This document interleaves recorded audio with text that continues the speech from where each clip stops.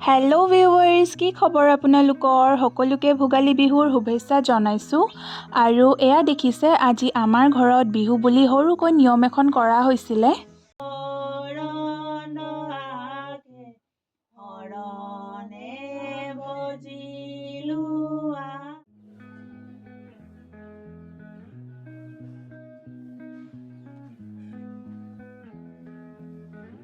ঘৰতেই জলপানৰ সকাম কৰাৰ পাছত নিজেই নাখালে কেনেকৈ হ'ব ন? সেইকাৰণে অকণমান নিয়মটোৰ কাৰণে লৈ লৈছোঁ বাৰু, কিন্তু বৰ বেছি মোৰ এই বস্তুটো ভাল নালাগে।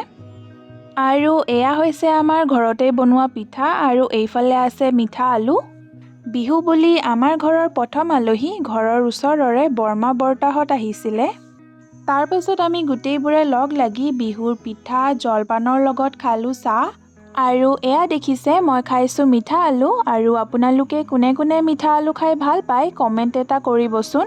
তাৰ পাছত লাৰু পিঠা কেইটামান খাবলৈ বুলি এই গৰুটোকো দিলোঁ।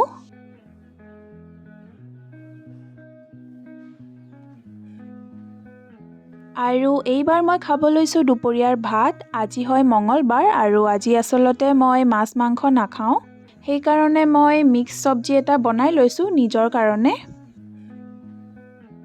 ভাত খাই বৈ উঠি এইবাৰ আহিলোঁ বাহিৰলৈ অকণমান ৰ'দত বহোঁ বুলি। আৰু ভাত খাই উঠাৰ পাছত তামোলখননো কেনেকৈ পাহৰি যাম ন?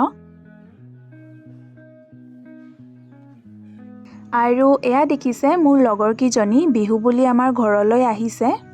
আৰু আনফালে মই বনাই আছোঁ গাহৰি মাংসৰ লগত লাই শাক।